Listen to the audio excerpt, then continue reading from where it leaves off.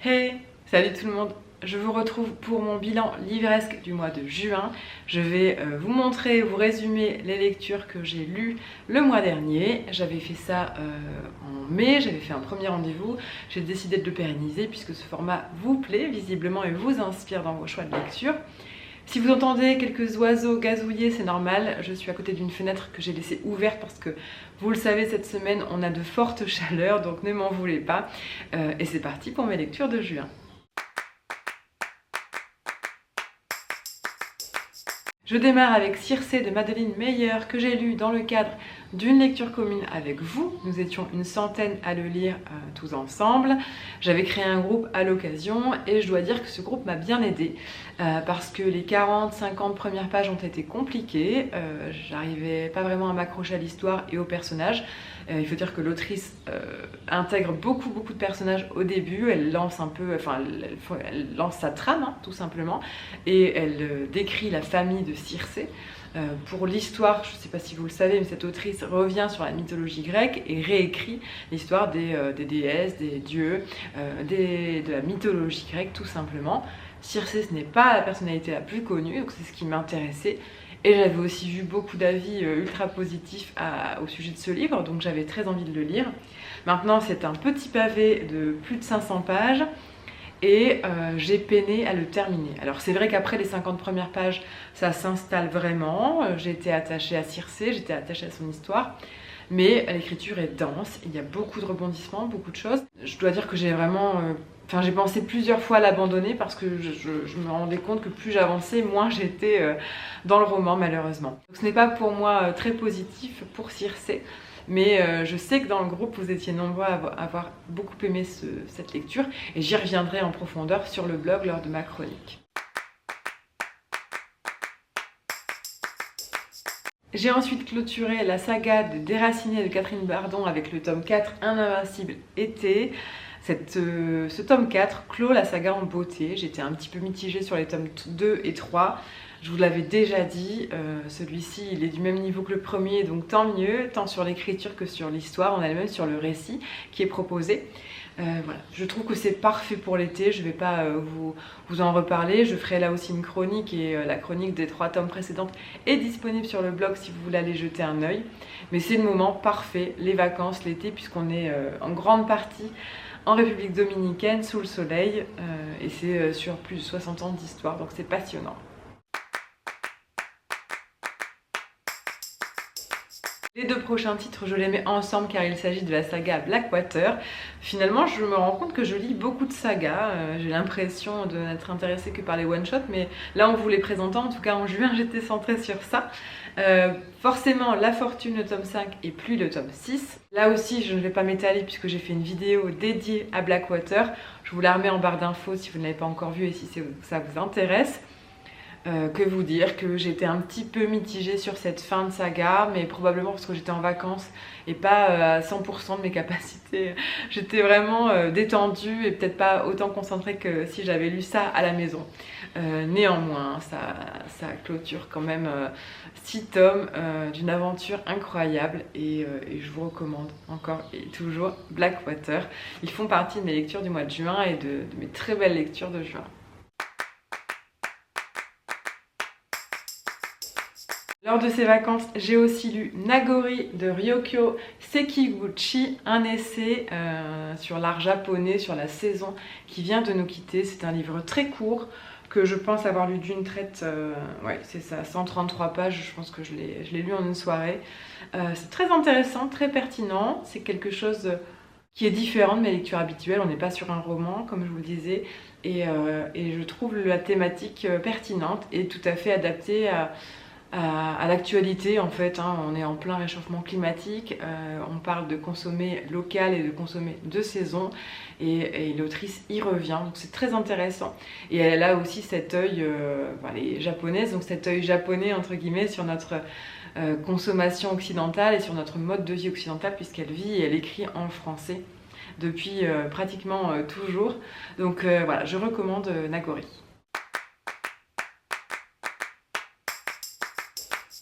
Le prochain roman est une déception, il s'agit de Blizzard de Marie Vintras.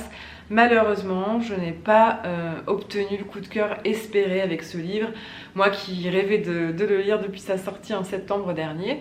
L'autrice avait été invitée sur le plateau de la Grande Librairie, c'est comme ça que j'avais eu très envie de la lire, et les mots de François Bunel étaient plutôt dithyrambiques à son sujet, donc je m'attendais à quelque chose de surprenant. Peut-être que j'en attendais trop, vous allez me dire.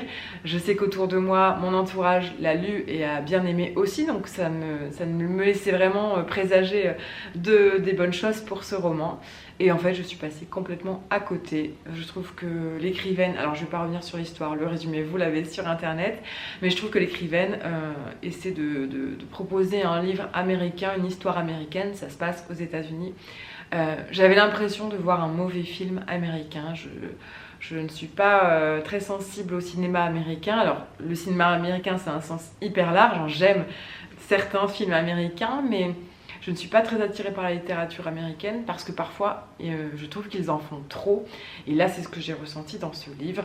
J'y ai pas cru à une seule seconde à sa trame, en fait. Je n'ai pas du tout cru à ce qu'elle nous proposait et j'ai trouvé ça trop gros pour être vrai.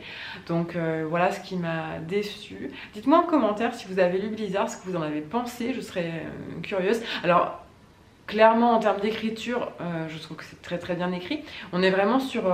mon ressenti, là je vous parle du fond de l'histoire en elle-même, de l'histoire des personnages, et non pas sur la forme que je trouve, oui, elle, remarquable.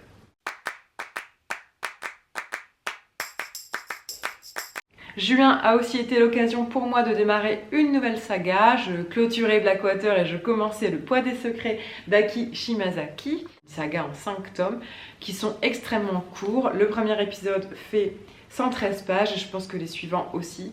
À l'heure où je vous tourne cette vidéo, j'ai lu les 2 suivants, donc il me reste encore les 4 et 5. C'est une histoire à la fois historique, à la fois de secret de famille, une histoire familiale. On est là aussi sur de la littérature japonaise. L'autrice est canadienne aujourd'hui, mais elle a vécu 30 ans au Japon. Et elle revient notamment sur les bombardements, sur les explosions qui ont détruit certaines villes du Japon. Tout ça sur fond d'histoire familiale, comme je vous le disais, ça rend le texte assez léger, parfois trop... Enfin, c'est pas que le texte est léger, c'est que j'ai manqué moi de renseignements en termes historiques. J'aurais aimé que le pan historique soit un peu plus développé, mais c'est des livres très courts, limite, voilà, vous pouvez les lire les 5 à la suite, ça peut vous faire 2-3 jours de lecture parce que ça, en 1h30, c'est terminé. Le prochain roman, c'est Hardland de Benedict Wells, un auteur que j'aime suivre depuis La fin de la solitude, son premier roman traduit en France. C'est un écrivain allemand que j'ai découvert grâce à la maison d'édition Slatkin et compagnie, dont j'aime le travail depuis 5-6 ans. J'ai adoré retrouver la plume de cet auteur, j'ai adoré retrouver ses thématiques. Je vous en ai déjà parlé sur le blog, donc ma chronique est disponible si vous voulez aller jeter un œil. Je trouve que c'est un auteur qui ne triche pas avec la réalité de la vie, avec la dureté parfois de ce qu'on peut vivre, notamment sur l'adolescence. Il aime parler de la jeunesse et de l'adolescence. Il aime parler de la mort aussi et du deuil, c'est un sujet qui revient souvent dans ses romans. Mais ce n'est pas larmoyant, ce n'est pas plombant. C'est un livre finalement, moi je trouve, qui est assez lumineux et qui est une belle ode à la vie. Donc je vous le recommande. Ensuite, j'ai lu Broadway de Fabrice Caro, un livre assez drôle, je dois dire. Fabrice Caro est habitué à nous faire rire dans ses romans et dans ses bandes dessinées. Vous le connaissez peut-être sous le nom de Fab Caro pour ses romans graphiques. Broadway, je dois dire que j'ai été très embarquée sur les 3/4 du livre et je suis un peu restée sur ma fin parce que je trouve justement qu'il n'y a pas de fin. Vous me direz ce que vous en pensez si vous l'avez lu. Maintenant, on passe un bon moment. Je trouve que Fabrice Caro a le don pour nous décrire des choses profondes avec légèreté. Il y a toujours une double lecture, en tout cas. Sur le coup, on rigole, on sourit, mais on se rend compte que c'est bien plus profond et réfléchi que ça n'y paraît. Donc c'est ce que j'aime dans ces romans. J'avais lu Le Discours que j'avais adoré et que je vous recommande vivement aussi dans son adaptation cinématographique. J'ai adoré Benjamin Laverne dans le rôle du narrateur principal. Mais voilà, un bon roman parfait pour l'été, maintenant qu'une petite fin, enfin sans fin, j'ai envie de dire.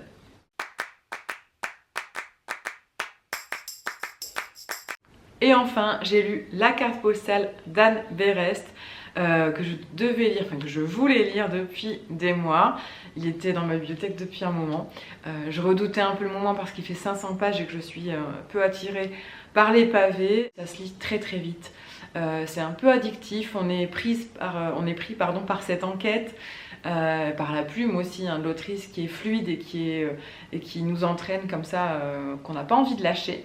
Il y a 3 parties, alors moi je suis un peu pas sceptique, je suis partagée sur ces différentes parties. J'ai été un peu moins conquise par la fin du livre, un peu plus attirée, un peu plus prise dans l'histoire par l'enquête qui se trouve au milieu. Et le début, j'ai trouvé que l'installation de la trame était intéressante. Elle infantilise un petit peu trop son lecteur à mon goût. Il y a quelques facilités qui sont prises. Voilà, je n'y reviendrai pas parce que j'en ai parlé sur Instagram, j'en ai parlé sur le blog. Ça reste un excellent roman que je vous recommande tout de même. L'autrice s'interroge aussi beaucoup sur sa judéité et sur ce que c'est que la religion aujourd'hui, ce que c'est qu'être juif. Donc ça, c'est très intéressant. Je suis contente de l'avoir lu et je vous le recommande malgré ses quelques réticences. Voilà pour ces 10 ouvrages lus en juin. C'était un petit peu moins que le mois dernier, si vous l'avez remarqué, mais j'avais quand même intégré Circé et La carte postale qui sont 2 gros pavés. Je ne me fixe aucun objectif mensuel, mais j'aime aussi faire le calcul de ce que je lis sur l'année. Je n'ai pas eu de gros coups de cœur, je n'ai pas eu de coup de cœur du tout, même en ce mois de juin. Espérons que le mois de juillet soit meilleur, je vous dirai ça dans quelques semaines. J'espère que cette vidéo vous a plu et que vous avez trouvé des inspirations de lecture. Je vous laisse mettre un pouce vers le haut si ça vous a plu et je vous dis à bientôt. Ciao!